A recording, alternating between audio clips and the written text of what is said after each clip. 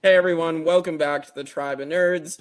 Jonathan, Kevin, Brandon, and I are back for Survivor 1 through 50. We're here for episode 32, season 32, Kaoh Rong, the second Brains, Brawn, and Beauty, aka the med-evacs season, because there's a lot of med-evacs that happen. It's weird because I did watch this live and I remember really liking the season, but on the rewatch I was like, man, there are a lot of there's a lot of only remembered Caleb because it's like crazy and iconic. Right. The rest of them, I was like, wait, really? Dude went home because he couldn't pee? I don't remember that part. My memory is Beast Mode Cowboy. Oh man, that sucks that he went so early, and then it sucks that he goes so early again in Game Changers. Does it suck, Kevin? Does it? I mean, just because it's kind of sad. I would like to see him on my screen more, but yeah, as I'm watching, I'm like, oh yeah, that's right. It's okay. We agree on Michele. That's right, him too. We don't have to agree on Caleb. We can agree on Michele, and I'll take that. I'll take that as a win, Kevin. Oh boy, we'll get to that, but yeah. So why did you guys want to discuss Survivor Kaoh Rong? Yeah, I agree. I'm here. I came mostly because I thought Kevin would be a Michele hater, and I wanted to fight him. But apparently, he loves Michele, so now we're just in league together, loving Michele because she's iconic and amazing. Right. So, I mean, two things about Michele. One, I like competition reality TV, so I also watch the challenge, and the challenge fandom hates on Michele in the most unfair way, and I have become one of the biggest Michele defenders and lovers in the challenge groups because she has the perfect Survivor record. No one else has made it to the end twice without also being voted out at some point. Right. She's the only one to do that. So, and she does well in the challenge too, just based on her social game, which is strange. Season 40, which was the most stacked season ever, she came in second. Yeah. My roommate can't stand her. I'm in love with Michele. Oh man, she's amazing. Let's see, there was out of 40 people, so out of 20 women, she came in second to two of the strongest women in challenge history. It's insane. And then also I remember watching the season live, and I remember the episode when she votes out Julia. That's when I was sitting on the couch and I was like, I love Aubry, but Michele could take this. Right? I remember watching it happen. So I don't like this anti-Michele. And I think it's a fun season when you have two people who both would have been great winners, where it's not like someone sweeps at the end, right? And also I enjoy Tai. Tai's fun, right. I like all of the final three. I love that Tai screwed over two of the biggest jerks in Survivor history. So satisfying. Thank you, Tai. Thank you, sweet little Gasian Tai. Thank you so much. We'll get to that. Tai and the chicken. Yeah. So it's the reason Sia gave money to so many people. Sia money comes in. So we'll get to that. We'll get to that. That's how you know you're getting more modernized when Sia starts coming in at the finale. You're like, oh my god. And then Sia stopped giving money, and they immediately brought back the chickens. 2016. Yeah. Well, Jonathan, why did you want to discuss Kaoh Rong? I kind of knew going into, as I was trekking through all of these seasons in chronological order, I knew at some point I heard in the 30s that there was going to be the season that was just there's seasons that are good, they're bad for different reasons, but I knew that there was a season that was going to be it's just the worst conditions, and it's there's the season of med-evacs, and it's so harsh, and I forgot which one it was. And so when I got to this one, I was like, I think this is it. And then as we progressed through it, I was like, oh yeah, this is the uber med-evac season that ends up causing the show to be we're going to Fiji and we're going to stay there forever, kind of thing. Yeah. And I was like, please go anywhere else other than Fiji. Now. I mean, it's not just for this season though. They filmed in Cambodia for this in Second Chances. And Second Chances, but the weather's god awful too. I think, and that season's considered a top 5 season of all time. But I think they probably thought oh, we got Cambodia down. There's no way that we totally understand this area, and then they go right into it, and everyone's like. It's also terrible in the opposite way. It goes from hot as balls, Caleb almost dies, to pouring rain for 20 days straight. And fun fact, Cambodia was actually filmed first, and then Kaoh Rong. Wait, no, Yeah. was it? No, Kaoh Rong was filmed. Kaoh Kaoh Rong Rong got first, filmed sorry. and then Second Yeah. Chances. So Michele had to wait like a full year. Yeah, after the Yeah. finale of 30, when they voted everyone in, they did go straight from the finale to filming the season. Yeah, because they filmed it and then they did the finale for like Worlds Apart. they aired the finale for Worlds Apart, picked the cast, filmed that season, then aired Second Chances, and then aired Yeah. Kaoh Rong. Yeah. What? Yeah. Yeah. So freaking- Michele had to wait forever. A year. To find out she Yeah. won, yeah. Well, It's then just just a- I redact my entire statement. I did not know that. I did not know that. I'm looking at it right now. Oh my! I was so just like blinded. Yeah, because they're like, we have to wait for Worlds Apart to finish airing so that we can do the fan vote and then send them in. But we have so much time. They filmed 32 first, filmed all of that, and then sent 31 out and filmed that after. Yeah, and I believe Maybe this also, extra editing time is why I personally find the editing to be satisfying, right? Like I find the arcs of all of them to be satisfying. I agree with that. Yeah. I agree. I don't like purple edits. Like Debbie's so much fun. The fact that they change her title all the time, it's just forgot. We will talk about Debbie's like ever-changing million jobs. Right. She's so funny in this season. And I'm pissed. We'll get to that in 2 seasons time, but I actually enjoy Debbie. Like I always enjoy her in Kaoh Rong. Game Changers is where she gets wonky, and I think she starts playing the character more, and then that makes her worse in Game Changers. But we'll talk about her more. I also did want to bring up that I have met Kyle Jason before. He was at an open casting call talking to fans. I auditioned for Survivor this open casting call in 2019 and went with my parents. They came for support. And so I went to the open casting call. And so Kyle Jason went up, took a picture, talked with him for a few minutes. And so this Was he nicer to you than he was to like anyone on the cast? Yeah. To me, at least, I assume he had to be nice to everybody. So I once again, I thank all these people who go on reality TV. Yeah. I thank them for putting themselves out there and allowing themselves to be edited into whatever character the editors choose. Right. However, my friend Kyle, you did not come off great this season. my friend. No, he didn't. And on the show, I knew he was a villain, so I was like impressed that he came off better to me personally than he did on the show. And again, I assume that he was nice to everybody that was at this open casting call because I mean he was pretty much. And maybe with like a different cast, if he doesn't have Scott there, he's like nicer. That's true. That's another thing. I think them together. I mean, again, thank you, Scott, so much for going out there and putting yourself out there for all of us. I did not enjoy watching you, and I was very glad when you got voted out. Oh my God, we'll talk about Scott getting roasted later. That's going to be pretty good. But yeah, so let's get into the season itself. So it starts off, we get Brains, Brawn, and Beauty again. I know they did a Blood versus Water a couple seasons apart, and now they try to do Brains, Brawn, and Beauty again, and it doesn't. It ain't work as well broke. as the Don't first fix it. That's the Survivor philosophy. Yeah, broke, don't fix it. Yeah. It's great. I love the concept. I don't like that they like messed with it a little bit. Like, why did you put Alicia, like little tiny Alicia, on this Brawn tribe? Right? Like she was what, like a realtor, right? Like, yeah. Come on. Well, because she grew up, or she fought like tigers or sharks or something. Like she literally like there's a couple in there that you're like, you might technically qualify, but do you belong on this tribe? Yeah, I think the brains were fine. Like I didn't really see any issue. Listen, I know that Debbie is like a NASA scientist and like right, like I know that she's like an FBI analyst.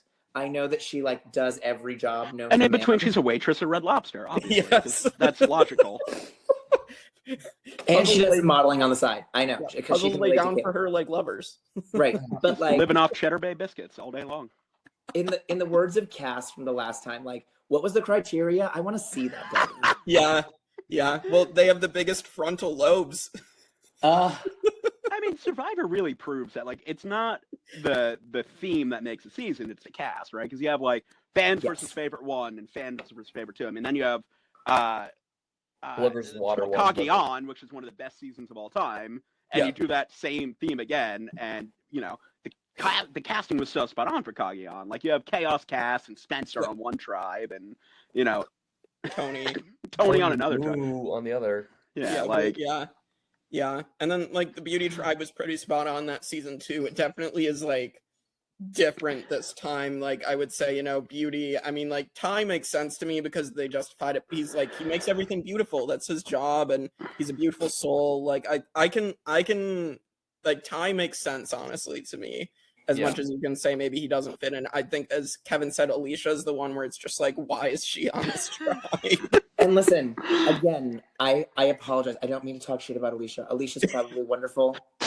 She's probably a delight, right? Like to get picked for the show, you have to have great qualities. But like, why did you do this to her? You were just giving the other bronze some cannon fodder. Like, why? And they made fun of her like the entire time too. Like it was not like let me see, how many days was that? It was like it's a 39-day game. Oh, 11 days for her. Straight all of that. Yeah, I'm even shocked she made it through 3 tribal councils with them, and I think it's because Scott and Jason were just deciding to get rid of threats over her. Like, right. We'll talk about Darnell here shortly, and then Jenny has a lot going on. No, I don't want to talk about Jenny. I'm good. I'll pass. Oh. Yeah, Jenny with the bug in her ear, and the bug must have been whispering bad ideas to her because, like, what were you doing? Yeah, like stand up at tribal council. Like the chance. Surprise, Jeff.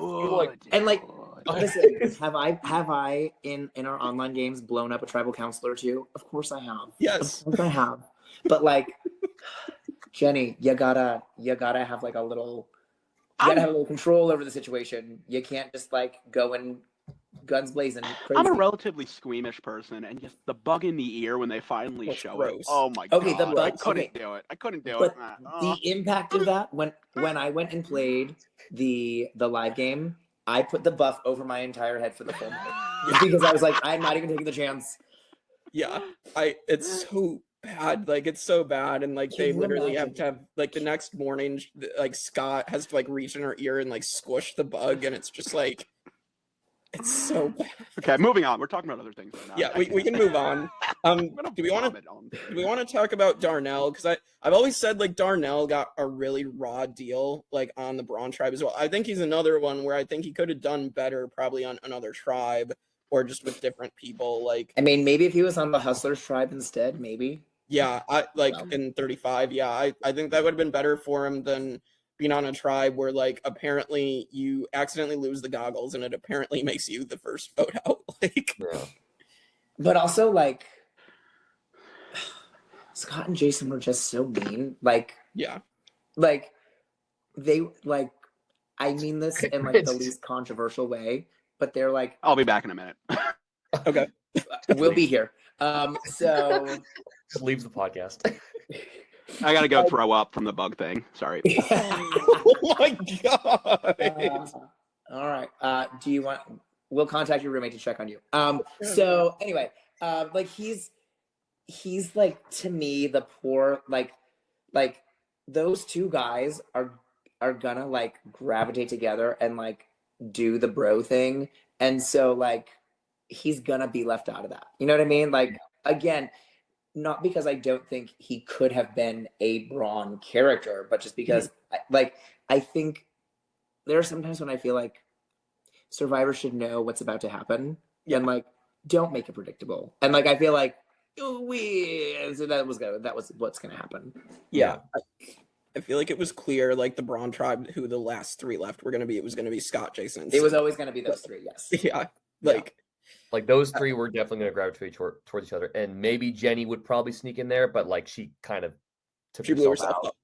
And I'm like, and so it's like that allowed Alicia to be like, okay, I'll just go like a couple more weeks of hanging out with them for a little bit. Yeah, right. Yeah. We can move on to one of the other tribes. So like Brains, we mentioned Debbie being Debbie. You have Obama on the tribe, or Peter. Yeah, Peter Obama. Yeah, which is so funny. Peter Obama. I remember when the cast dropped and everybody was like, and he had acknowledged it in his preseason press, like, oh yeah, people tell me I look like Obama, and then immediately he gets in there and Debbie's like, we'll protect you, Barry. Like, amazing. And then you have the second oldest player in Survivor history of Joe Del Campo. I've met Joe Del Campo in person. He's a delight. Yeah. I met him at multiple. So down here in Florida, they used to do the open casting up until COVID. They did the open casting in the same place every year. So like, I didn't need directions to it anymore. I knew exactly how to get there. Never got picked, but it's fine. So like because he lives nearby, like I've met him a bunch of times. He's a delightful human being. Yeah. I really liked Joe on the rewatch here. I mean, I think he has some really good lines. Like, I don't think he's as good as like Rudy, but like I think he still has some pretty good lines. Only like, Rudy is Rudy. Like, yeah. But Joe has like calling them like the kindergarten camp. When he interrogates Peter at the swap, he's like, "Don't tell me a lie, Peter." And then he's like, "Okay, well, Peter, you're done because you completely lied to me." Like. Yes. Using his FBI experience. Like, I love that. So how does he use Debbie's FBI experience? That's so weird.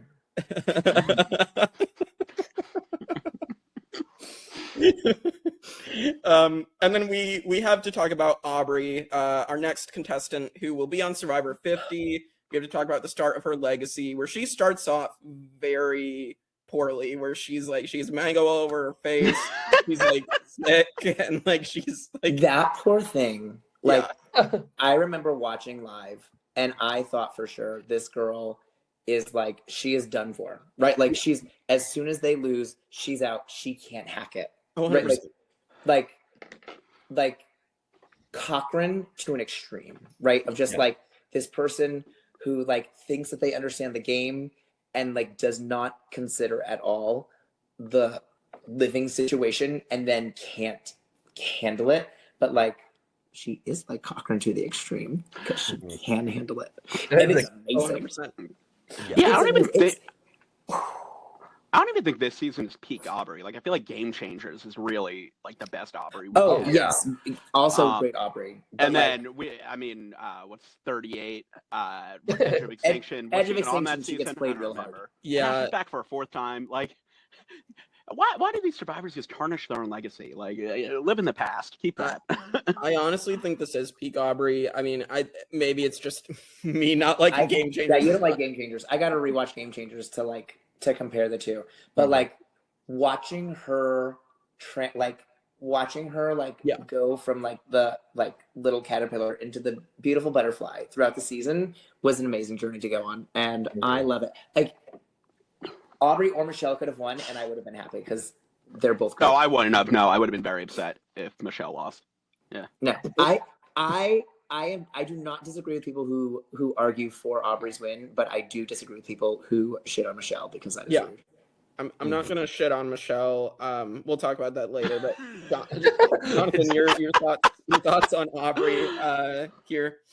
Well, in this moment in time, I was like, again, this is the luxury of kind of watching these like in chronological order, because you're like, this girl is screwed. Like, there's no way. Like, I didn't even know. Like, I'm so glad I kind of blocked the rest of the seasons like out of my mind and didn't look too deep in, because when she came back, I was like, oh shit, okay. Like, so in this context, though, I like that she was basically, she's like, I can't handle it, and then she just like, she ends up being able to handle it, which is we've seen that a lot in Survivor. Like, there's some people will get an early edit to be like, I don't think I can survive or make it in this game, and then they end up being like the greatest player, or the greatest player of that season. It's like, it's such a case of like, it breaks you down and you have to build yourself back up. Yeah, she became. It's so great to watch.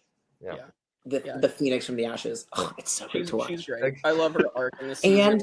And her number ones keep getting taken out, but she doesn't, and she keeps making it. Oh, it's so good. Something I'll say, that arc of her number ones keep getting out, somehow it happens in Game Changers again. So I will say, like, the arc there, like, it does continue. So I do kind of like that. I do. Like there is a level of consistency to her game.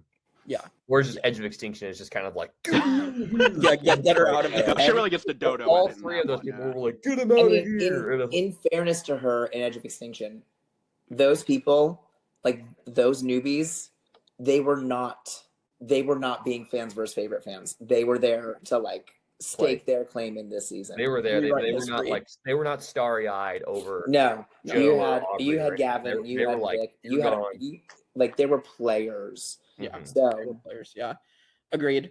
And then we have the beauty tribe. So we do kind of get the girls forming up. You have Julia, Michelle, and Anna Kate.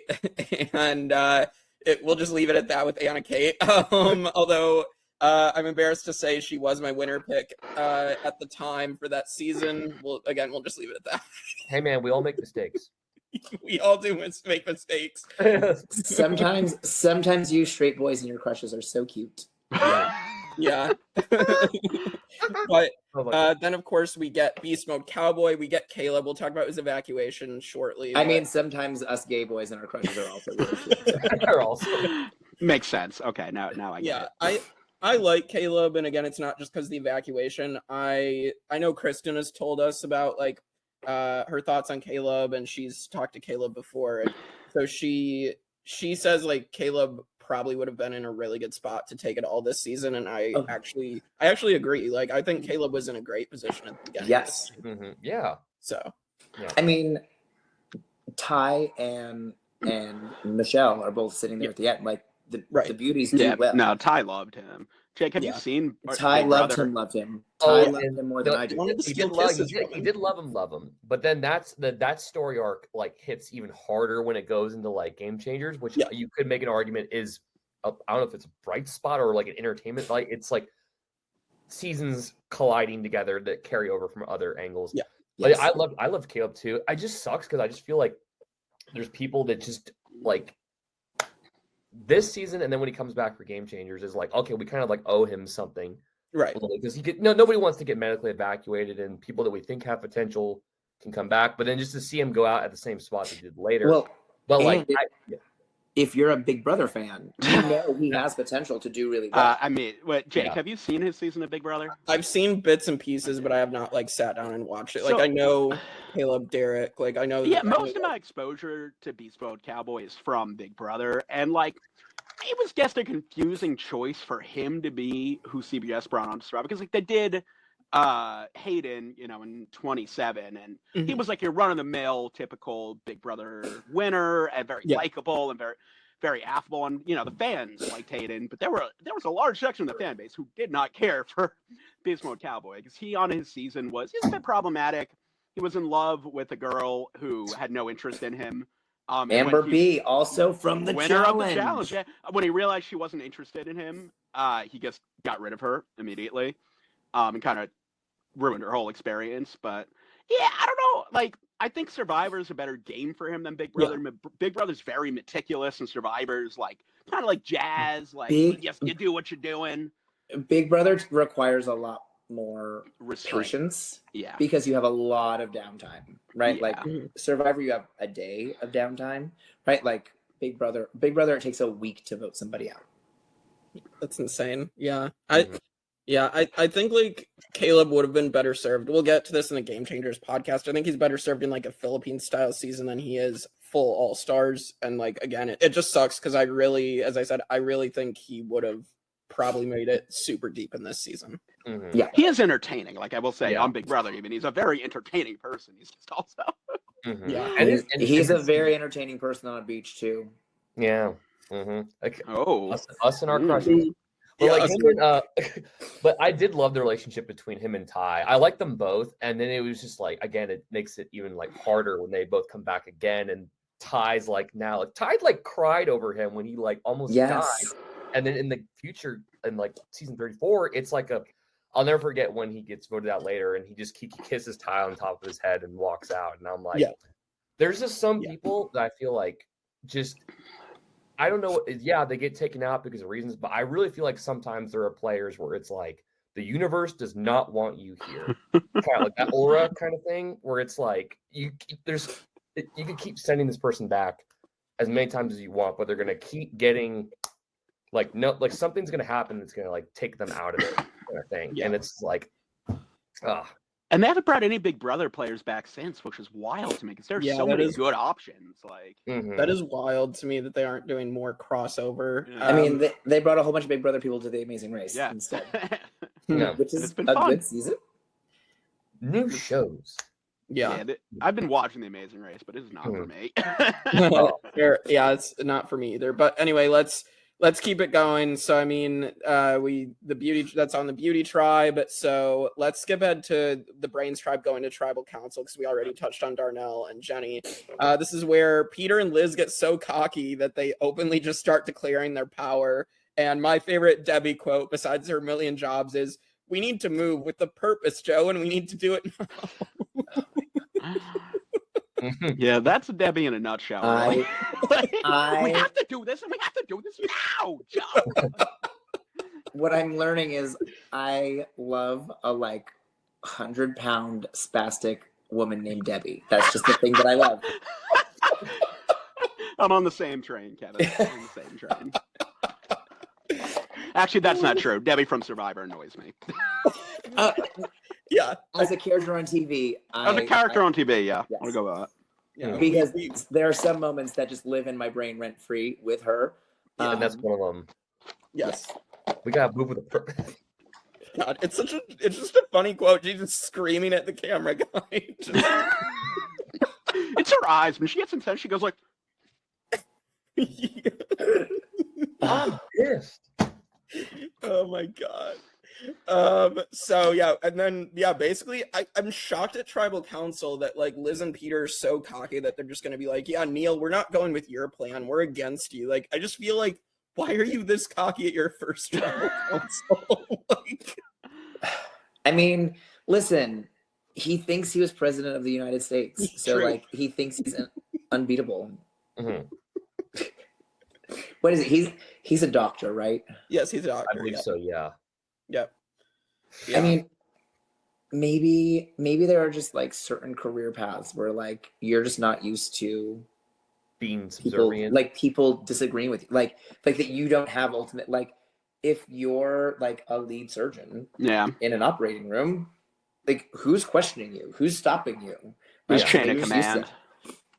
Because listen, my career path, I have 15 tiny humans objecting to me all day long. Projecting. Wait, tiny humans, how tall are they? Like a foot tall too? They're their hands are actually this size. That's the size of your. It's I have these tiny humans, and then I have you knuckleheads to come hang out with. That I gotta. Correct. You knuckleheads who vote crazily in our standings. Oh my god.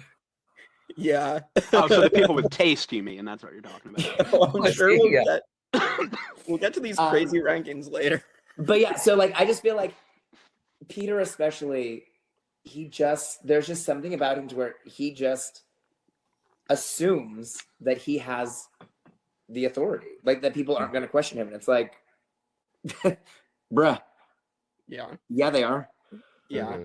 I think it's funny that they don't take the shot at Peter here. Obviously they're gonna take it in a few episodes anyway, but the fact that I guess they needed his strength for challenges. It's kind of. I was gonna say this is probably they hid it. They were probably able to hide it in the edit. The thing that we see all the time now, which is that the women go first because they have small tribes and they're prioritizing strength, and it's sexist and wrong. But that's what's continually happening in modern Survivor. So that's probably what happened here. They just were able to hide that in the edit. Mm. That's what I think too. So what were you gonna say, Jonathan?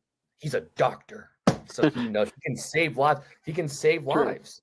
True. I mean, he didn't save Caleb. I was gonna say he didn't save Caleb. I mean, yeah, that's another crazy thing too.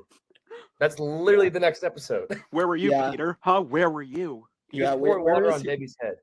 He was taking care of Debbie, to be fair. So. I'm taking care of Debbie. Yeah. So so let's get to the Caleb med evac. This is sad. Yeah. I honestly got a little choked up. It's intense. It literally looks like he's going to die. Definitely the most intense episode in Survivor history is this. It is up until Jake in this most recent season. The most concerning med evac. I think you're watching and you're that man needs to leave now. Get the helicopter in now. Right. Well, what's crazy though is so Debbie goes down first, and it's okay, we've seen someone go out or go down, in Survivor. It's season 32. This isn't their first rodeo with somebody going down. She's the degree of intensity is just getting worse and worse and worse with each person, and it's one person from each tribe too. Yeah. Debbie goes down first, and she's yeah, just pour water on my head and I'll feel a lot better. It's okay. That's kind of concerning. Keeps going, and then I believe it's Caleb that like wanders off and like collapses, and they're like, Cydney oh, also passes out. And Cydney also. I don't know It who doesn't- happened. It doesn't. Isn't Caleb is like after they're declared winners? It's almost Yeah, like, like, yes, he yeah. just Yeah, went he and wa- went and went, and then like What so did they expect? Like, it's over 100 degrees. They're not giving Yeah. them much food, Yeah. barely any water, and they have them digging in the sand And, like like- freaking shrews. Like, So what do you like think is gonna happen? Yeah. fun connection. So I do. Oh, fun! Yes, I have so much do the fun savage watching Caleb races. almost I die, do Kevin. Huh? these. So one time I did the race. I went through. I did the one lap. It was like 6 miles, and it was me, my cousin, and a friend.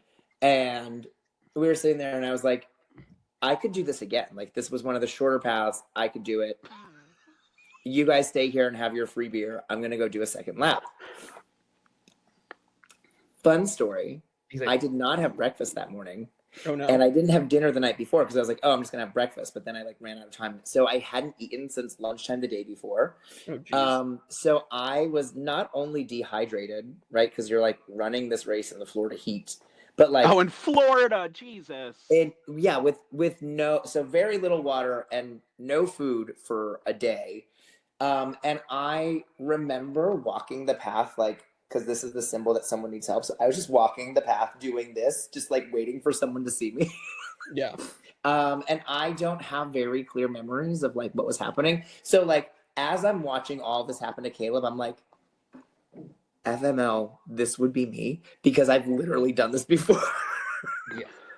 Yeah, it's crazy how intense it is, as Brandon said. Like, and the fact, like, these are three very fit people that go down. Like, Debbie's in Yeah. shape, Cydney's obviously a bodybuilder, and then it's Caleb. like probably the three fittest people out there. Yeah. Like are like the ones that go down. And this was Yeah. after they had filmed Cambodia, where after like 20-something days of them in the pouring, freezing rain, they're finally like, okay, we're going to let you get warm and like dry off. And like, do you not realize, oh, this weather is also going to kill somebody? Like, It was Yeah. before Cambodia. Yeah, this is before. Yeah. This is Oh my before God, Cambodia, but like, See, You're good. my Yeah. brain is still processing that. Yeah. then they should have been more. before- They should have been more considerate in Cambodia. Then, like, Well, like- when you get to Cambodia, then you have like Dr. Joe with Joe Anglim, and when he passes out, like he is literally like reliving what he Oh. just went through with Caleb. Well, that makes a lot more Everybody. sense now. Like why that season was probably better is because everyone was just like on edge On to like edge, do yeah. not make sure that it like happened again. And it was Yeah. like, oh, But, instead like- of it being backwards, where it's like this is so fun, let's come back here, and then it's awful, and then we go Yeah. to Fiji. Yeah. But but like yeah, like thinking of like that challenge, they're in the sun, there's no shade. They're Broad daylight. digging and digging and digging and digging and digging. And like just think of like how physically tiring it is to dig like that. Now like add to it the heat, add to it the sun, like add to it the lack of food, add to it the lack of water. Like mhm. I mean, I work at a sleepaway camp where like it'll be like 100 degrees one day, and kids who have the option of drinking water and eating food just don't. And then in the sun and 100 degrees playing sports, they'll pass out. Like Right. it doesn't take that much, especially Yeah. in these kinds of conditions. Yeah. It's Especially But if it's yeah, like- terrifying. day 9 and you haven't eaten anything but rice. Right. Like yeah. No, my I don't know anything about blood sugar. I am not diabetic. I don't know how any of this works. They told me what I remember, because they started giving me like Gatorades and food, was that my blood sugar was 18. I don't Oh, you should be people have dead, said- dude. people have said that that's impossible. That I Yes, should have you been in a should be coma. dead. I don't know. They were like, I just remember them saying like, we've never seen someone whose blood sugar this low, Yeah. like functioning. And I was like, insane. am I functioning? Am I? Anyway, like For a non-diabetic person, your blood sugar should be between like 60 and 80. right. Everyone says it should. And people are like, did they mean 18? You sure you didn't hear? I'm like, did they mean 80? And I'm like, I did not hear 80. And this was like after they gave me food. All this is to say, that is me like living, like I had eaten 24 hours before. Right. And like these people don't eat for like over a week. yeah. And they're eating rice for a week. So Scary. like, Yeah. I can only imagine the like not just the dehydration, but like the low blood sugar and the exhaustion. Like and it's still we 39 didn't days. see them digging like this in Cambodia, did we? Mm-mm. No, I don't think so. No. No. no, they didn't. They learned from this not to put a digging challenge in Yes. the season. So Especially with like an all returning player season, like they're Right. like, we want to make sure that all these people definitely don't get like Correct. taken out in some crazy crazy fashion too. I feel like both of those seasons back to back just kind of encompass the whole like area of Cambodia and like every season that you can imagine that could happen there, whether it's raining the entire time or it's like you're just dying in the heat. Yeah.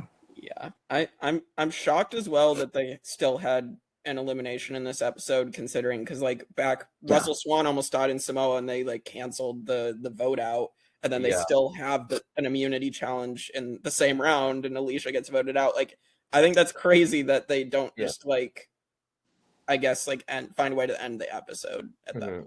I think they're probably trying to like streamline a couple of like they kind of knew that maybe Alicia I mean, if they knew go. that 2 more people were going to be med-evacs, they probably would have. You're right. Yeah. Right. Yeah. I just find it interesting when Survivor has this and then they don't cancel some rounds and they cancel some others in other seasons. So it all has to do with production schedule. Like, can they accommodate or can they not? That's really what it comes down to. Right. For sure. So then let's skip ahead to the swap. So I'm just going to skip past Anna's boot. I want to get to the Peter boot because this is where we get to see an iconic Aubry moment where she crosses out Julia's name and puts Peter's down. Like, this is an iconic moment.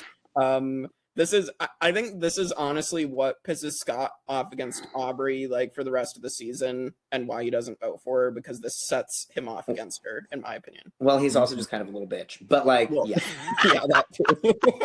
I guess not a little bitch, a big bitch. Had to quantify, He's way tall. He's like a whole person taller than me. Yeah.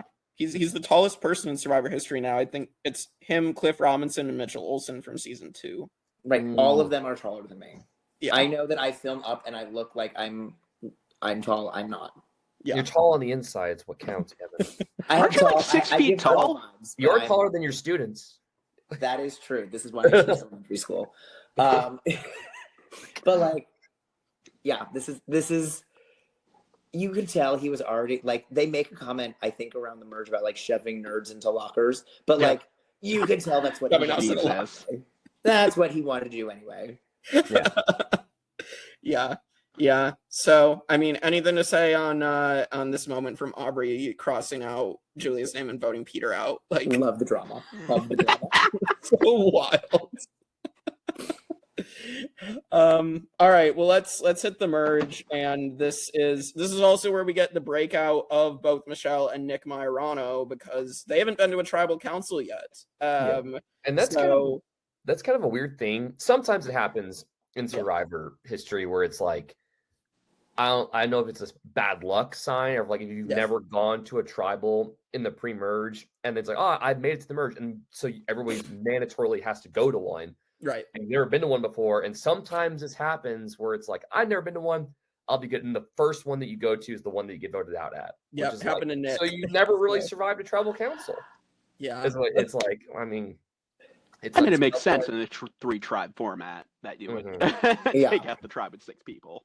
I think this is the first season where they have people that don't make it to a tribal council in the pre-merge. Like, I think this starts that trend because we'll see it more often now after Kaoh Rong. I mean, maybe that's why. It seems like Philippines had a swap, right? So that didn't really.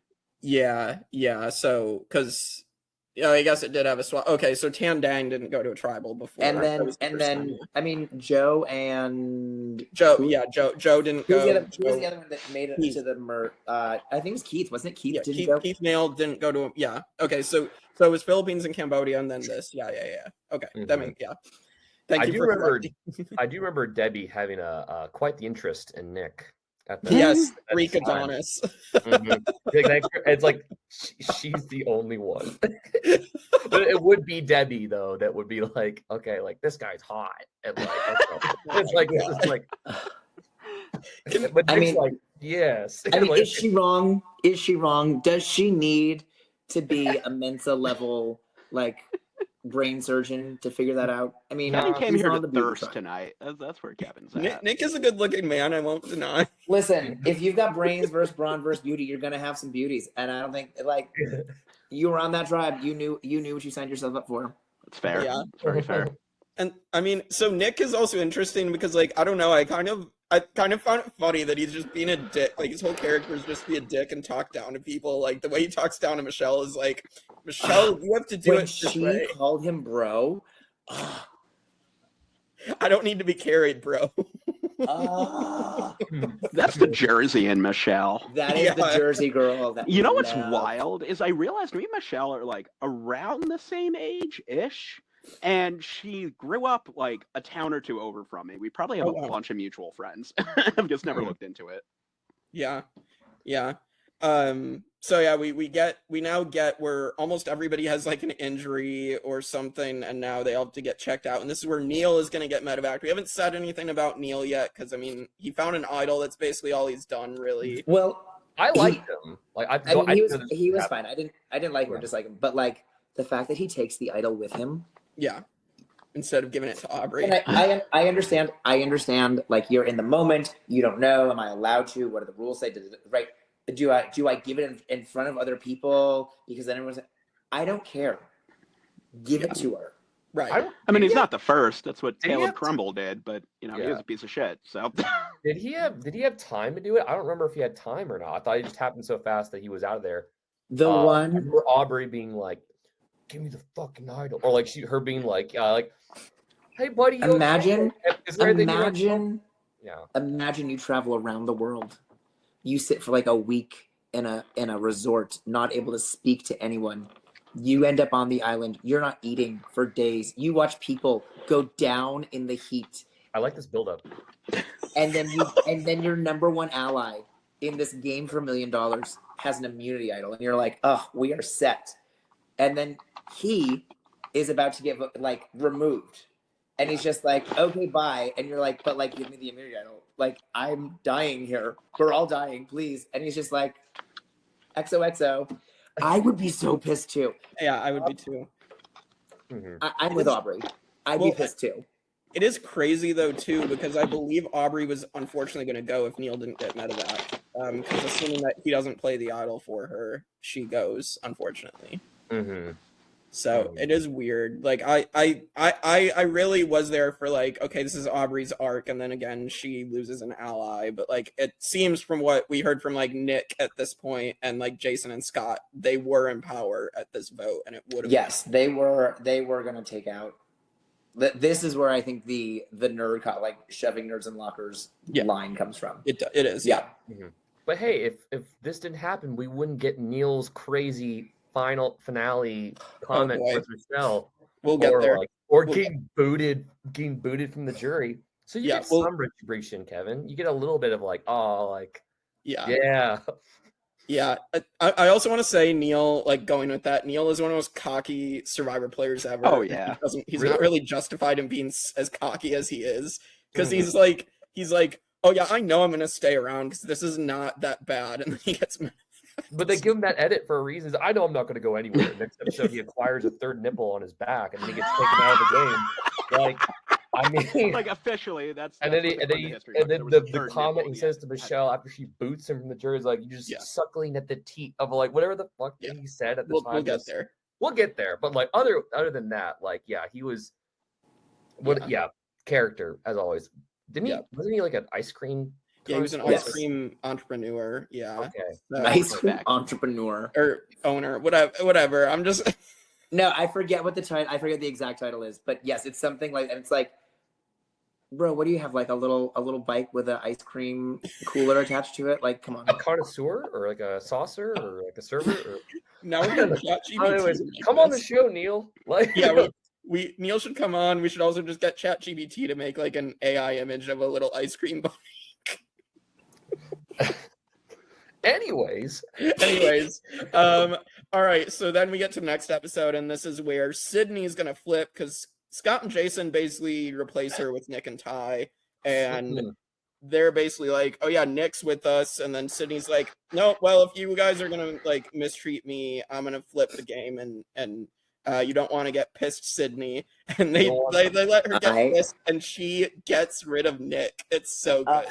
Listen, I love Tai, and I'm glad Tai made it to the end, but it would have been so nice to see those three women because I love Cydney. The fact that we've only had like one opportunity for Cydney to come back and she didn't is so I was gonna say she was frustrating. like super in the mix for 50 from what She I was. heard. She just came on RHAP and said that she was in the mix and didn't get Yeah. picked, and that's she was robbed of being on 50 in my opinion. Personally, I would prefer Cydney over Aubrey again. Bunch of people. I Yeah, think no, Aubrey she would was agree to great. that. I mean, bring She was Cydney ultimate and for Aubrey. Amanda, That's fine. right? Yeah, I mean, I won't be. I'm not opposed to Aubrey. I just think like I feel like I've seen her enough. If you have a Her choice, fourth I would time. rather Yeah, see- Sydney had so much personality, and Yeah. like I'm curious to see, however Mhm. many years later, you know. Right.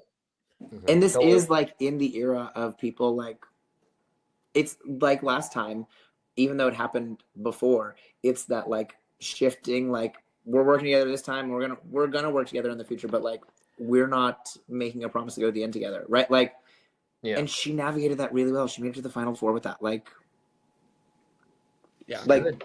she's great. Bring her back for second chance. Yeah. Oh my gosh. Oh my gosh. She Second chances 2.0.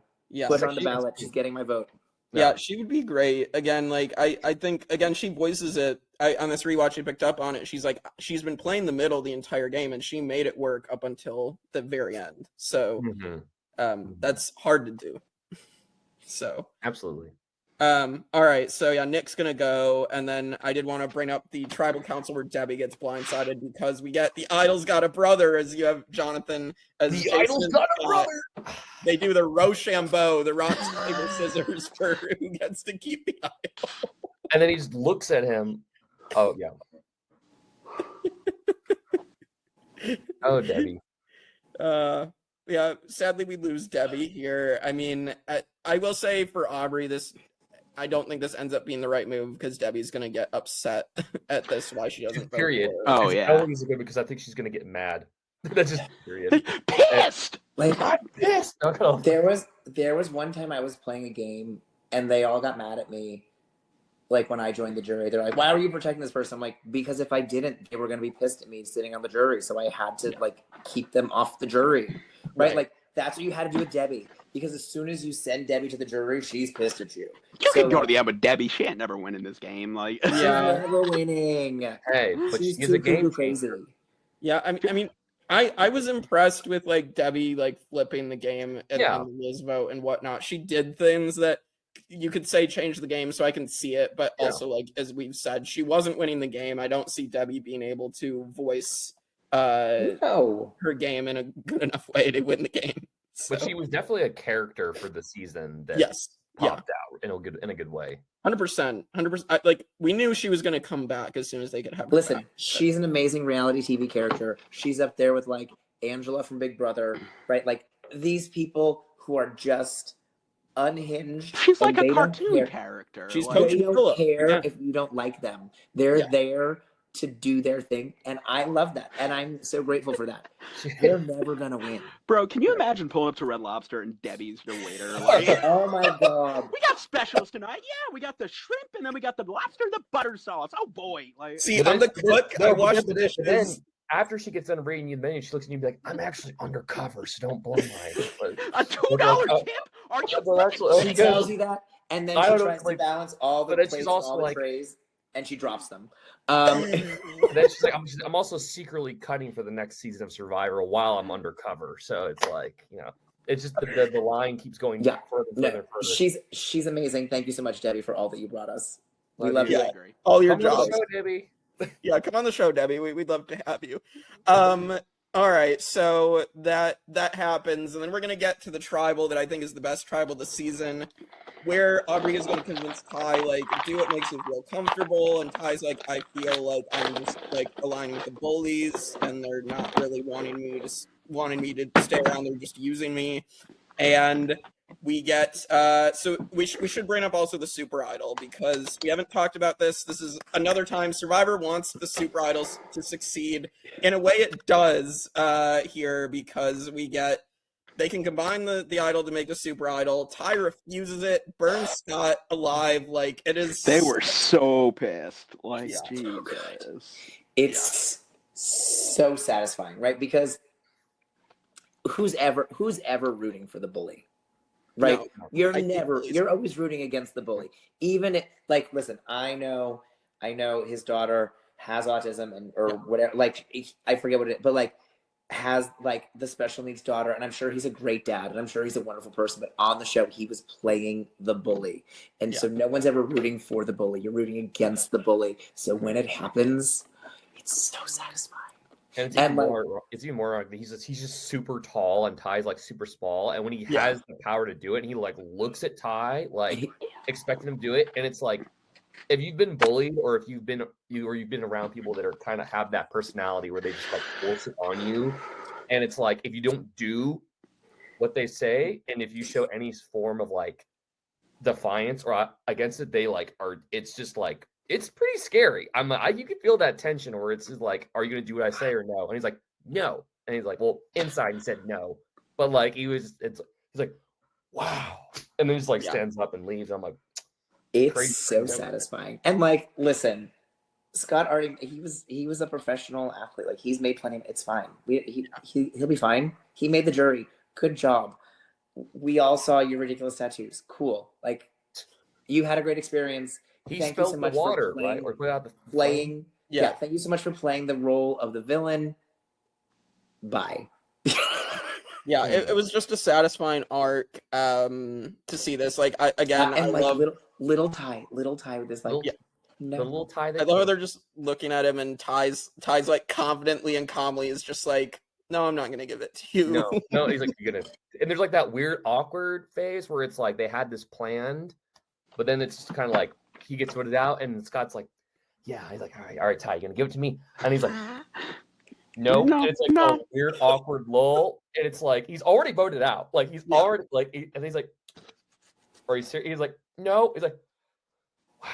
And I was like, oh, I just thought it was so good. It's so good. Yeah, and at this point, this is kind of when like Jason's arc sort of like he doesn't take a back seat, but he just kind of like he assumes like the dead man walking kind of role for the rest of the season until he starts playing dead, like.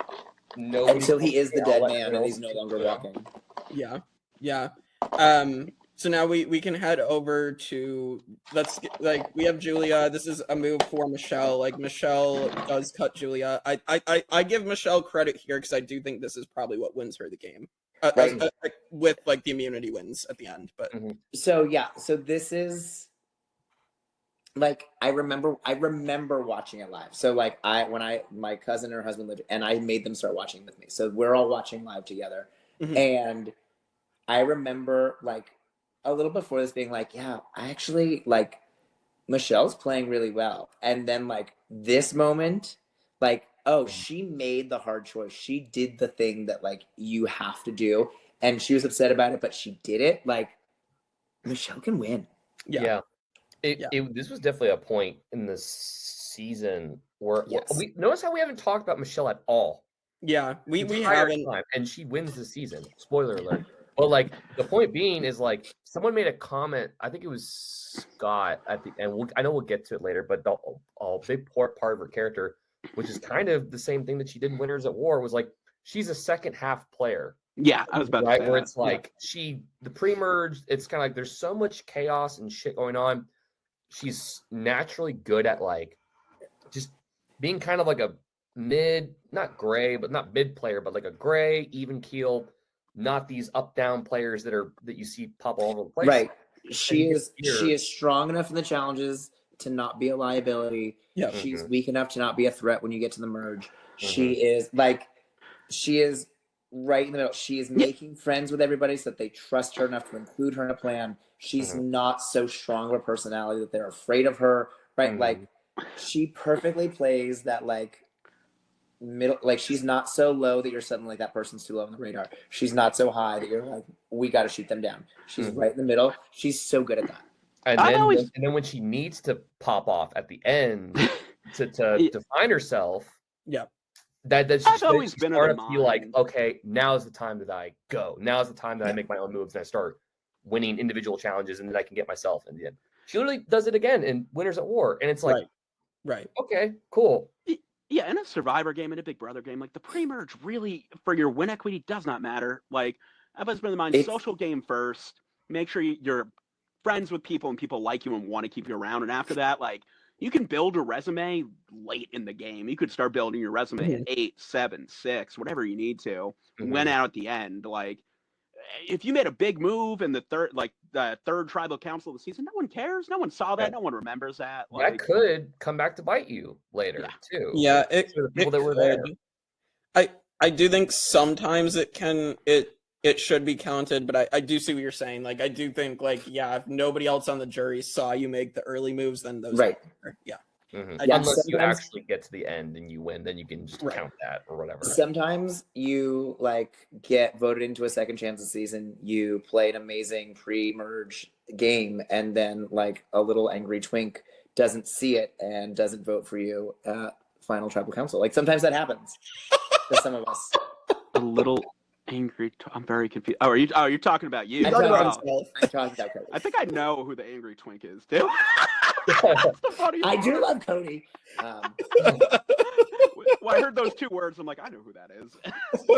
Anyway, yeah, no, I wouldn't say that it doesn't matter. Like, your pre-merge game matters because that's what sets you up for the merge. But like, when it comes to jury votes, like some of the jurors aren't going to. They're gonna have no frame of reference for that. They're gonna have no way to agree or disagree. So, like, for them, it doesn't matter, right? They're just gonna have to go off the information from the people that were there. If there is anybody that is there that survived to make it to the jury, so it could be just like. And there's a recency bias. Like, in a 39-day game, memories are short, especially when you're not eating and not drinking all that much. That's like, true. Yeah, especially if you're like the last juror and like, or like you got med-evac and because you needed to go to the hospital to be able to poop, take a leak, right? Yeah. You know, maybe, yeah, you don't have the best memory of everything that was happening 30 days ago. But yeah, I wouldn't say that your pre-merge game doesn't matter, but I would say that the jury isn't going to consider it nearly as much. I do agree with that. So then we do get Tai trying to play his extra vote that he got at the reward challenge to get rid of Michele, and it completely fails. Oh, Tai. This is like, somebody even says Tai played really strong in the beginning and then they kind of went down. And Aubry's game, Aubry was like peaking in the middle, right? And then like Michele peaked at the end, and like that's what matters. And this is, I think, where you're seeing the decline of Tai. Right? Oh yeah. Like, we're also almost at the end of the game. We haven't talked about the chicken at all. Yeah, we need to bring up Mark the chicken. Oh, Mark the chicken. Yes. So he's still there to this day. Yeah. I don't know how long chicken lifespans are, but right. I mean, his bones might 50 years. Every chicken lives for 50 years. Yeah. Yeah. I think so they say it. I don't know if it was a joke. I assume maybe it's not a joke. I thought Tai's Mark the chicken was named after Tai's husband. I guess it was Mark Burnett, and they had Jeff the chicken as well. They made that joke at the reunion, so I don't know. I don't know whether that was actually Mark Burnett or whether it was Tai's husband. Look, Tai's married to Mark Burnett. Did we not know this? That's why he kept getting cast. Yeah. Yes. Mark Burnett thought he was a beauty. That's why he's on the beauty tribe. Now it all makes sense. He's one with nature. When Rudy got cast, he said, "I know the man's a homosexual, but he's like, we got a great working relationship, but not in a homosexual way." Like, it's like, sorry, Rudy. I mean, like, I do love and miss the simpler days of like that being a compliment. That being that worked. I absolutely would have taken that compliment from Rudy in 2000 and been like, "Oh my gosh, thank you so much." the curmudgeon that he was. If somebody talks like that to me today, you better watch yourself. Yeah. But Rudy in 2000, I would have been like, "Oh, Grandpa." It's like, Grandpa. All right. So yeah, Ty's gonna fail there, and then we got to talk about Joe Del Campo getting medevac because he ate too much meat. Really? Was that what it was? Yeah, he ate too much meat at the reward, and then he got. That is real. Oh, I thought he wasn't able to pee. He couldn't poop. That was the problem. Because he talks about it in the confessionals. He's like, he tells Jeff and Dr. Joe, he's like, I saw the meat, it looked really good. I ate it, and then my problem started after that. So So you basically pulled a Bruce, is what happened. yeah. Yeah. I mean, Yeah, Kevin, how do you feel about this? so like You know this the is best. no, this is like the second time we're seeing this. Yeah, like I have friends with stomach issues, right? Like blockages are like real problems, right? Like this is a serious problem. I do understand people being medevac for it. Like some people in the back of their head are like, "Oh, you just can't poop, it's fine." But like, Oh this is yeah, no, actually- it's serious. This is Yeah. actually a serious problem. We do need to fix this. It's frustrating to me from a production standpoint of like, this is a possibility, so like maybe we should plan better, right? Like you're in control of that menu. Like don't let this happen. But like I mean, Listen, here's the thing they don't show you on Survivor that they leave out of the edit is after that reward where they get the coffee and the donuts and little cakes, they shit their brains out. Like most of them. I remember the Australian Outback when they had the auction, and it's Colby and Nick Amber. and Roger. It's like it's like two people who get nothing, and they're walking around. And they're like, and I remember, I think it's Colby is like, nah, it's fine because they're gonna be shitting their brains out. Colby and Amber didn't get anything, and then like Nick and Roger, we're gonna be fine, so don't worry about it. And like I think it's season 3. I think Clarence gets the chicken, and he's like, my butt had a puke, and I'm like, this is. I mean, you're not eating for days at a time, and then like people think, "Oh my god, food! I'm so hungry." They shove it down their face. No, you want to take it slowly, like eat little pieces of it. Like if you do it all at once, oh my god, it's gonna destroy your stomach. Like, correct, and it's like, what are you eating? What like? You're eating food that would not be great to your stomach in the first place. Yeah. He's like, I just kept eating. I just kept going, Jeff. It's like, Joe. And Survivor loves to give them things with just a lot of sugar in it, which is like wild. Like, give them protein. Well, this was protein. This was but protein. I guess It still messed them up. It was a kind of protein. It's like, but like, it's frustrating. This adds to the like Aubry's number ones. Yeah. I forgot there were 3 med-evacs, honestly. Like Caleb sticks out in my mind. Caleb is the one we remember, but this is number 3. And it's always so frustrating when it happens so close to the end. Like I'm like, is that the most in a season? Yeah. I think this is the one with it's the most. Still the most. Yeah. I think Panama doesn't Aris slip and like cut his foot. The last day. On like the last day. Yeah. So like, imagine if that happens 2 days earlier. He probably gets medevac to the final 4, right? Like, yeah. Because you think about that, like Danielle could have been the winner by default. Because Aris too at that point. Yeah. So, so Aubry's gonna lose another ally, and now we're gonna get to the final 4. Michele has the iconic win on the puzzle where she kicks the puzzle over. Which she does twice in Survivor history. Yes. Thank you very much. It is one of the most iconic moments in Survivor. Yes. Honestly, like the look on her face, like she did it. She knows she's in the final 3. She thinks she can and win. she was totally like, it's like a Jacqueline win too, where like you assume this person has no shot, and like who's gonna win a puzzle? Aubry's gonna win a puzzle. Come on, guys. Aubry's like, she's the brain left. She's gonna win the puzzle. No, Michele. No, she didn't. Michele with 1 L. Michele with no L's. Thank you very much. Beauty wins again. So then this is where Cydney is going to lose fire to Aubry. It's sad because I think this would have been a great season. I like Tai in this season. I do think like having Cydney there in the final 3, it would have been great to have the 3 women. I mean, honestly, it makes sense to keep Tai safe, right? Like, it makes sense to keep Tai safe, but like, man, I would have loved those 3 women to be the final 3. And with Cydney's story with her mom, and like it's very like, I definitely wish she would have been able to be there and at least have a shot. I do think Scott and Jason were still going to be like bitter about what. Oh, you think the 2 jerks were going to be jerks? I don't know about that. Like, tough to say. Not to say Michele didn't deserve it. I'm just saying like I do think like they were never going to listen to anybody but Michele. So because they weren't like, it was like, so she was literally the only one that like didn't piss them off. I mean, Okay. she probably did because she's a woman, but like, Yeah, of course. I'm very sorry to these people. I'm very sorry to these people. You put yourself out there, and like, I'm just being an asshole on the internet. We all have opinions and assholes, and like, we shouldn't share them as much as we do. But like, bruh, you sucked. Okay, so like, It's okay. It's Kevin's default. Like talking shit. That's where Kevin defaults to. It's out of love. But yeah, they were real pissed at Aubry, and they were real pissed at Tai. So Michele was getting their votes. Regardless, and you gotta be more likable than the people sitting next to you. Like that's the bottom line. That's the bottom. 100%.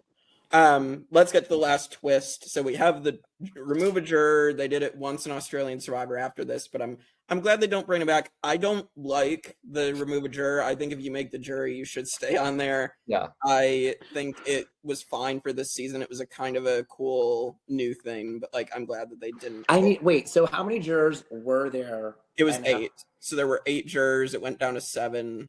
So an odd number. Yeah. So I mean, there could have been a tie, but then there would have been a third place person to break. No, well, there was a tie. He was in the final 3. Yeah. There was a tie. I both love you and hate you so much. That very much defines the relationship, Kevin. Yes. I mean, there was a season of Big Brother Canada where they did this twist, but like the difference in Big Brother is it was like a 90-day game, and the first person put on the jury on day like 20 something was in that jury house for 2 full months, and then his vote got taken away. Yeah, that's insane. Like, 2 but months also of his like life at least just wasted. Like, at least on Big Brother, like because that was like season 2 or 3. That was season 3, BB Can 3, yeah. Yeah, so like at least on Big Brother, like in my mind, like you have a full experience, like you have full exposure, right? Like even I think it happened with Will and Nicole back in season 2. This is my like crazy person memory. This is my like Rain Man memory coming in. They each got to eliminate a juror, and like that jury was like 12 people or something. Yeah, well, but like those people were there in the room. Like they still got to be there, and like this is a little like, okay, Neil, you're voted out. Bye. Again. Not to go too deep into BB Cam lore. So this season 3 was the Twistos Twist of the Week season, where they were sponsored by a chip brand called Twistos, and every single week the fans would vote on what the twist would be. Amazing. So there was a new twist every single week of the season. Oh dear. Great television, but terrible for those people who were on that show. Mm-hmm. Yeah. Well, so let's get to Neil getting voted off the jury here. So he gets voted off. First time he's seen his name come up, and he goes over to Michele and says, "You think you're a badass bitch, but you're really just a puppy suckling at the teat, and you don't have a chance." Which is even funnier. How dare you talk to the Queen Michele Fitzgerald that way? First off, he walks go weird, F yourself, sir. Yeah, like, you can go F yourself. I around her. Like he doesn't like go straight to Jeff. He just like walks the long way around. Yes. The jury, I believe, and then he's like saying it as like, imagine like being sitting there in the front there, and this dude's like walking behind you, and you're just like, what? He's poetry. I do think there's a little bit. I think there's a little bit in there of like, he knows what's happening on the jury, right? So he knows. Yeah. Like he wants Aubry to win. So like I think he's a little bit trying to like beat her down a little bit so that she goes in less confident, right? Like I think there's a little bit of that. It doesn't work, but I think that's kind of his like last, like, I want my ally to win because she's still there. I give props to Michele for keeping her composure, because like I've been in a Final 3 before where like when there's heat on you, your natural tendency is to get defensive and like really like, and I feel like she kept her cool through most of it, like, and really just talked about her relationships and her game. And that reminds me of how it was for me in Power Grab 2, Brandon. Like when he and Kevin, like when he is on you and like it sucks. So. I mean, you see it like in Survivor 42 with Mike, where like he thinks he's going in and winning that, and when they start giving him shit, he gets super defensive. Like, that's why it's hard too, because when certain people make it to the end, it's like, well, obviously Michele had like the kind of final. No, she won obviously, but it's like when you have Aubry there, and you have Tai there, and you have Tai who's like this sweet, sensitive soul there. It's almost like you're bringing the sweet person there because they might not be able to handle the heat when they get there. Whereas Aubry has like her own kind of dilemma that she's going through in the game, and then Michelle's like the only one that hasn't pissed people off though, and so going up and getting rid of Neil, being like he might have influence in the jury, and I need to take that one person out, and they hinted towards it going into this, like maybe getting rid of Neil will be a good idea, but I can only imagine like being on the jury and just being like, okay, I got med-evac, sucks, but at least I made the jury, right? And then you get there and it's like, and Neil, and you're like, oh my fucking god, I'm basically being voted out of the jury, and then I have to like, I don't say what you will about the legendary ice cream connoisseur, but it was just like, I was like, yeah, if I was on the jury, and I was like, well, at least I get this right, and then you get like, no, you're gone, you're back. I'm like, are you kidding me? Like, Jeff's gonna snuff my torch again. He's like Neil, bring your torch here. He's like, I don't got one, Jeff. He's like, get out of here. Yeah, that was funny too. All right, so we get to Final Tribal, and really, I mean, again, they don't have speeches, which has been a thing since Worlds Apart, which is, I didn't even remember that they didn't have speeches for like the next like 5 seasons until they actually did the new jury format. So like, I was just like, I really wish that there were speeches, because I do think like maybe Aubry is able to convey certain things a little bit better with like an opening speech. So I just find it odd. But yeah, I mean, you have Scot's lines of like, as you guys have referenced, like Michelle's game got stronger, Aubry and Ty's games got weak. I would argue that I think Aubrey's game started weaker and it got a little stronger. And I guess, yes, the middle was probably the strongest part of Aubrey's game, but I don't think she started the strongest as we.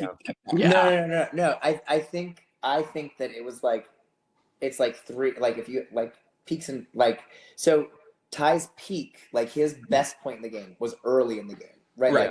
Like Aubrey's best point in the game was in the middle of the game. Yes. And then Michelle's was at the end of the game. Yes. I agree with you guys. I don't agree with how Scott said it, where he's like, Aubry just got, So, but yes, so basically then Michelle wins in a 5-2 vote. 5-2 is crazy. That is crazy. Yeah. And like at the time, I know the sentiment was like Aubry was robbed, but like you look at what Michelle does in the future. She comes back, makes it to the final 3 winners at war on the challenge, has done, except for her first season, done insanely well on the challenge without being the most done very well on the challenge without being the strongest challenger. And like imagine Aubry on 50 in Michelle's place. They take Aubry out way sooner. Aubrey's not maintained Michelle's record, right? And like I say, as somebody who really likes Aubry, but like, who's letting Aubry in an all-winner season get to the end again, right? Yeah. But Michelle knows how to play that game of like, be trustworthy, not so trustworthy that now you're a threat, not so untrustworthy that you like can't be trusted, need to be taken out, right in the middle, like. And they gave her that challenge again, and she drop kicks it again. It's amazing. Yes, he does. Yeah, I remember the sentiment, and I was shocked at the time too. I'm like, I thought Aubry had it, so I remembered that, but I was never one of the people that was going to go online and like bash Michelle. Like that's not something I would do. But I definitely was like, over time, I mean, like, and obviously Winners at War, and she proves that she is a really good player. And I know she has a line in that season of like, people didn't think I deserved to win, where she tells Boston Rob like, people just said I was a bad winner, and he's like, if you win, you deserve to win. Yeah. So, like, she was also very young when she won. She was like 22 or 23. Like, imagine you win this game. It's like the best accomplishment of your life. You're selling, and then the entire internet is like, no, you didn't deserve it. Like, you saw. And I've heard her talk on podcasts. She was 24 about when she won. It took her years to like get over that and really like grow into herself and not feel like she's this like disappointment who didn't deserve it. Like, yeah, I've heard that too. So we love you, Michelle. So like I think she's great. So and I think it's over time she's gotten better. So me and Michelle both live in New Jersey, but we've never hung out. What's up with that, man? What's up with that? Yeah. Hit me up. Yeah. And then the other thing is obviously Sia comes in for the first time, definitely shocks everybody, including Jeff. She gives Ty the first Sia award of money. So good on Sia. So I guess okay. So like you have a show of Survivor where at this point the ratings were still good, and they used to have the fan favorite award, but then they get rid of it, and then this private donor Sia comes in, starts giving people money. You're just gonna let this and then they start publicizing it. Survivor, why don't you just give the fucking players money? Like, why can't you just do a fan favorite again? Like how this hard is that? mysterious person named Sia shows up and gives Tai. You can't see her face. Yeah. It was like I was wondering that at the time. Like, who is this? Who is this? I know exactly who she was. See like that? It was just I just always took it as like this person is just as much of a fan as I am, and like they wanted to. I'm gonna swing from the chandelier. Well, and I think it's like, again, now I look at that, it's like she obviously doesn't want like a bunch of cameras in her face while she's like out. Like I do think like I understand. No, and images of her with like the wig and everything off do exist, but she would prefer that like when I'm on stage, this is what I look like, and when I'm out in my real life, I'm not being bothered. Mm-hmm. Yeah, exactly. And then up until this season now, she was giving out the Sia awards, and then she stopped. And she almost gave money to Keith Nail, she said. So poor Keith didn't get money. No. But all right. Let's hit our rankings and everything else. So our first boot rankings, we're gonna add Darnell here. Our top 10 is Tina Wesson, Sonia Christopher, Johnny Fairplay, Francesca 26. Francesca. Yeah, Francesca. Zay Knight, Sugar, Francesca again, and from her first time, Chicken Morris, Bam, Rupert Bonham, and Nadia Anderson. Where do you guys think? That is a solid list. Yeah, I don't think Darnell is making. I don't think. I don't even remember who he was, man. Yeah, I don't think he was memorable enough to make the top 10. I think the glory days of first boots are behind us, and I think I ranked the like 15 or 20 who I knew, and the rest I guess kind of threw on there. He was definitely one of the rest. Yeah, I at the time I liked Darnell a lot, but I do see that now. So he ended up as 26th. So he ended up under Nicole Delma from Pearl Islands, above Jolanda from. I can't believe Nicole in her tube dress is that low. That's crazy. Oh, 26 of 32. Okay, that makes 26 sense. of 20. Well, 26 of 36 because we had a few extra first boots, like John. We had a couple extra first, So right. But yeah, around there. All right, then we have our fallen angels. So we're gonna add Cydney to this list. We have 3 Fields, Rob Cesternino, Kelly Wentworth, Malcolm, Jerry Manthe, Kathy Vio, Rudy, Yowman, Lex, and Terry Dietz is our top 10. What a list. She's going to be high, though. I feel like she's going to be like... She's going to be like 16. Yeah, I would personally, I think she is a better player than Terry. Mm-hmm. But I think Terry is more iconic, so I don't think she's going to break I'm going to say 14. The top 10. Let's say 16. She is 18th. Oof. She is above Jenna Lewis All-Stars and below Rafe Guatemala. So. Hey, Guatemala. Yeah. I would have had Cydney higher as well. Yeah. So. I would personally put her higher, but I understand. I had to rewatch the season to be like, well, I didn't end up rewatching the season, but I had to see her face, be like, oh yeah, Cydney. I know you. Yeah. All right, losing finalists. We'll add Ty and Aubry. Our top 10 losing finalists. It's Boston Rob All-Stars, Parvati Heroes versus Villains, Russell Hantz, Samoa, Stephen Fishback, Tocantins, Aussie Cook Islands, Colby, Australia, Amanda, Micronesia, Kelly Wigglesworth, Borneo, Jacqueline, San Juan del Sur, and Spencer, Ryman, Bledsoe, Second Chance.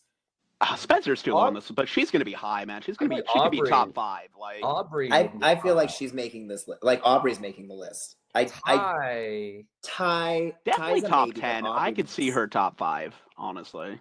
Yeah, I'm going to say 5. I don't know if people were looking at her other games and put her lower because of it, but Aubry did not crack the top 10. She is number 12. She is under Stephanie LaGrossa. Okay, well, I love Stephanie too. I'm pulling up the chat now. Kevin has opinions in the chat. Damn, crazy. I'm gonna go yell in that chat now. I think Aubrey's Kaoh Rong game deserves recognition. Yeah, like Kevin yelling in the chat. It's a day that ends in day. So, what did Ty get? Ty ended up getting 28 out of 49 losing finalists. Tai is under Wu and above Chelsea from One World. Okay, I can see So, that. And so what's Yeah. the number for that? 28th. Okay. 28. Okay. So he's not too low. I think this is probably a good space for Yeah. Tai. Oh, I saw the messenger tag pull Yeah. up. Ty's a Yeah. fun This time. character as a game Yeah. player. But he's Yeah. he's like very enjoyable to watch. Yeah, he's very enjoyable to watch. I agree. All right, winner ranking's going to add Michele. Our top 10, it is Parvati, Micronesia, Tony Vlachos, Kagian, Kim Spradlin, One World, Todd Herzog, China, Yul Kwan, Cook Islands, Natalie Anderson, San Juan del Sur, Jeremy Collins, Second Chance, Boston Rob, Redemption Island, Richard Hatch, Borneo, and Sandra Diaz Twine, Pearl Islands. I would personally. Wait. What were you going to say, Jonathan? I was gonna say, let's all guess. Yeah. As it should be. I mean, clearly she's number 2 next to Parvati, right? Like the Queen's 1, then 2. No, that's not how it's gonna end up. She's gonna be like 16 or something, and it's gonna piss me off. She's gonna be like, fuck. I mean, I have her in my 17. middle I think she's group. gonna be 17. I'm getting. I have her in my middle group. So like within my rankings, like there's the top group, and you can move around within the top group. There's the middle group, you can move around within the middle group, and then there's the bottom group. You, unless you're Chris Doherty or like somebody who I don't like, and I purposely put you at the bottom, you can move around that bottom group. So she's like, I have her in the middle because like I think it was a toss up between her and Aubry. I might put her top 10. I mean, she has such a different win. That's what I love. Is like this is just mostly a social game win. Like people just liked her and wanted to vote for her, and that's impressive in its own like right. all of my top people are like dominant people who was beating them. Right. Mm-hmm. I have like Natalie Anderson, Sandra, Jeremy, Todd, Kim, right? Like those are the people that I have in my top group. And like she's great. I love her. But like Aubry could have beaten her, like theoretically, not by the jury vote, but like you know what I mean. Like so, I have her in my middle group.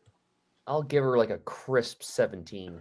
I said 17 too. Let's see. Well, you are both close. She ended up as 18th. What's going to upset Kevin is that she's right below Chris Doherty. God. Below? That's why he's the GOAT. He's the GOAT. Again, I'm going to preface this by saying thank you, everyone who goes on reality TV, so much for putting yourself out there for my entertainment.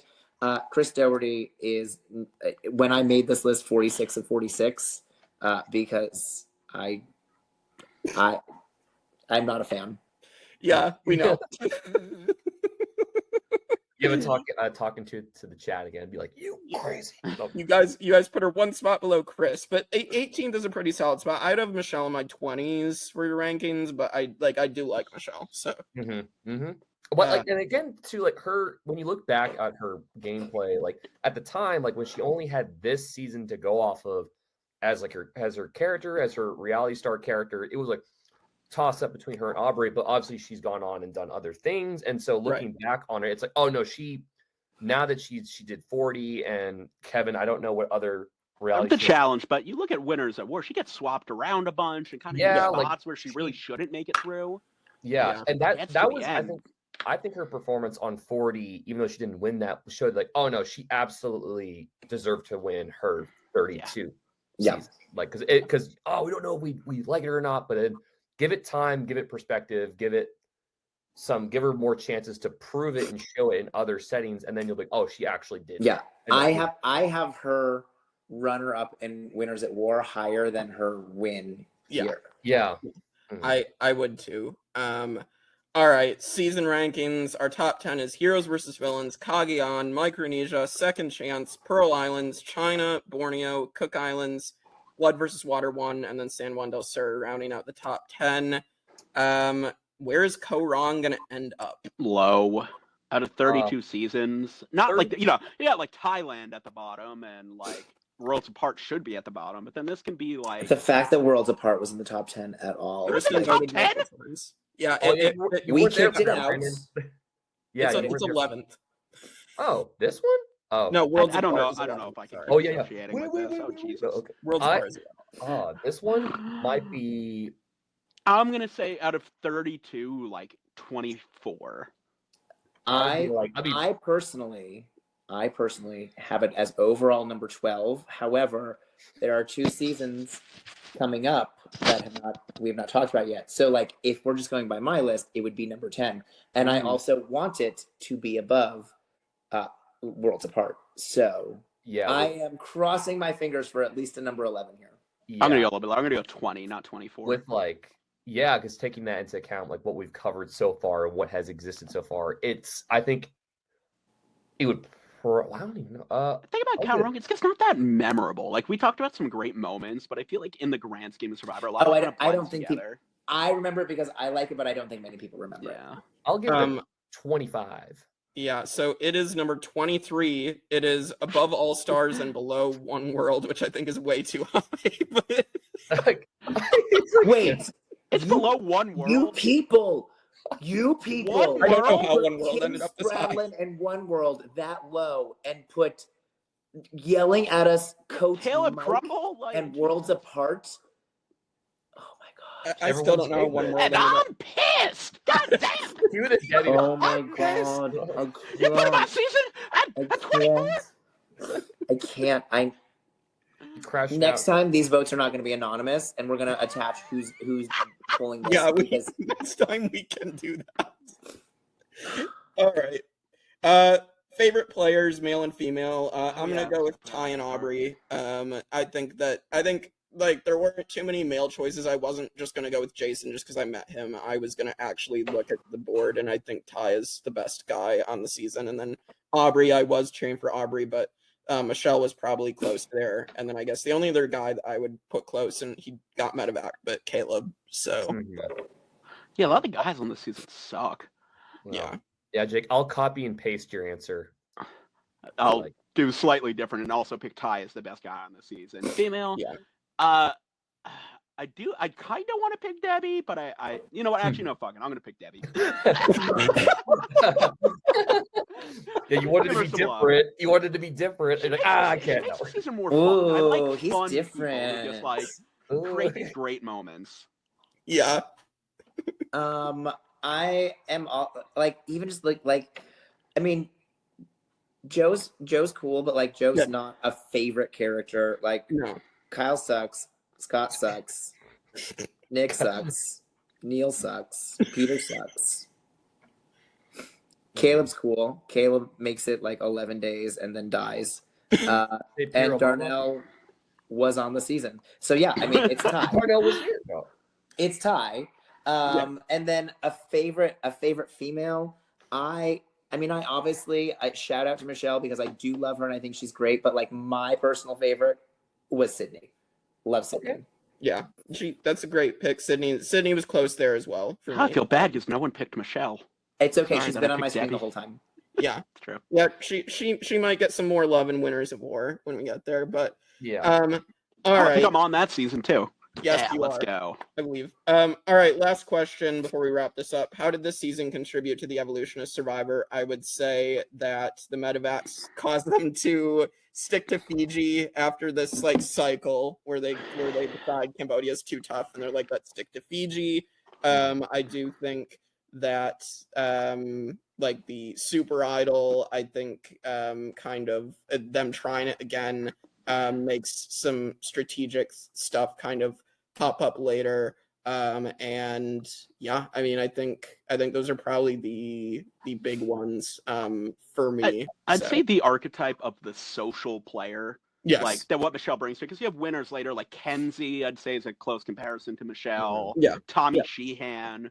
So people are like very well liked and like they have strategic chops and they show it at points. But like their win isn't necessarily from that. It's from the relationships they really put effort into, you know, like. Agreed. Kevin, Jonathan. Is this like, how many more like villains do we get after this? Right? Like, is this villains. Yeah. Is this the? I mean, I could think of one. Well, I know we don't get them in the new era, but like the closest thing we get to a villain is Savannah, who just like. Yeah, I would say maybe you could consider Dominic Abate a villain, but I mean Varner's a villain in real life, so Yeah, some go from 39. Just Right, like I feel like That's true, there's 39, but that wasn't intentional. Yeah, They 39. were just shitty people. there's a lot of bad people. in 39. Maybe Edge of Extinction stuff like War Dog. War Dog. War Dog, you could consider, and Kelly's always kind of teetoed the line of being a Yeah, villain. in what's it called? In Game Changers, Brad Culpepper. I'd put him in the villain category. Yeah, you can definitely consider Brad. So, but yeah, like I feel like we don't get like mean-spirited villains like this anymore. You know, no. Fuck feel you, like- Brad and, like, Culpepper. Fuck you, Brad Culpepper. I mean, yeah, fuck you, Brad Culpepper. But like, I actually thought he got better than this. We're not even on that season yet. no, I mean, but just in general in life, I mean, fuck you, Brad Culpepper. Whatever. Just so you don't forget. You're covering that episode. That's your title. You're under. Yeah. Yeah, no, like Yeah, we part can just two. replay this little clip during the Game Changer season. Yeah, I don't feel like we get like mean spirited. Like the villains we get now are just like foils. Yeah. Agreed. Jonathan? I'd call Q a villain. Q, Well, but he's more infuriating. Q's in a category. Don't bring up 46 around me. Don't bring up 46 around me. Yeah, Just don't let's- do it. Do you not like 46, Kevin? We I'm know so Ken shocked. doesn't like 46. Jonathan, how do you think this contributed to the evolution of the game? Obviously, I think the big part is the whole med-evac scenario. They had so many people get med-evac, or so many people get that, and almost also get med-evac in the season. And bless you. And switching locations and going back to Fiji, and then just Jeff and production having complete trauma over Cambodia that they never want to go anywhere else ever again in the entire world. I get it. Like, yes, And I get it, but then it's like I get it. Trauma does crazy things to you. It doesn't. You don't want to rehash that, but like that's to me was the big. it's not just that. Like it's- from a production standpoint, because being in the same location, you keep Ponderosa year to year. Like you have the local crews that you hire. Like it just saves them so much effort on the front end and back end that like I get it. I mean, Saves them a lot I'm of not going to money. get super off track, but like, I understand from like a money saving perspective. But you're one of the you've been a top 20 show for 30 years. They have money. You got money. They got their money. Yeah. Nah, Yeah. They got Well, it. You're lazy. I feel like that to me was like that big element, and I guess just that was kind of to me the big thing, because I knew after that happened that I was like, okay, they're no longer going to new locations, they're going to Fiji, and we're gonna be in this new-ish. We're not in the new era yet, or the new generations yet in the 40s, but we're now in a kind of consistent location that they can have some kind of a control over production-wise, going into it, for better or for worse, depending on how you view Survivor and going to different locations. If you think that takes away from it or adds to it, it's up to you as the fan base to decide. yeah. I think that's something to discuss as we get into the Fiji. I'm at the point in Modern Survivor where I recognize the beaches. Mhm. Yeah, I think it That's the definitely same takes away rock from that it. I'm Debbie just was saying, I doing. get it. Yeah. Yeah, they'll be like, that's the same rock that Debbie was doing push-ups outside. Yeah, Going into the game. Like, that's, oh my god! Like, I'm surprised no one said that yet in the new era. Yeah. Like, Yeah. Because they're all super fans. they're all Super duper fans, which is a good transition. We will talk about millennials versus Gen X next week. Oh, Kevin, So- That's me versus Kevin. It's millennials Yeah. versus Gen X. I'm Are a you Gen X, millennial. Kevin? I'm You're a millennial? millennial. By what are you gender? boomer? I am firmly millennial. I'm an Firmly. older millennial, but I'm firmly millennial. Yeah. Well, Thank you very much. I um, may be ancient within that chat. I love millennials versus Gen X. It might be my favorite. It is easily top 3. But yeah, when you put out signups for it, it went so quickly, and I'm like, damn. I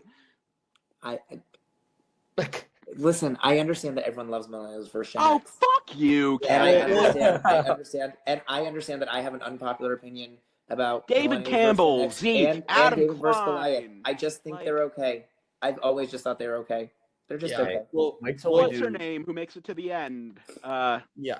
Hannah. Well, Hannah. anyway. Yeah, great. Well, cast. yeah, man. so we'll talk about one of my favorite winners that I relate to with Adam Klein. So I'm excited to get to that. I met Adam Klein. He almost gave me COVID. Oh no. Bet. Well, anyway, we'll end it there, and so we'll see you. Well, in a couple weeks actually, because we won't we have some stuff going on coming up. So yeah, we'll see you when we see you for the next Survivor 1 through 50 episode on the Tribe of Nerds.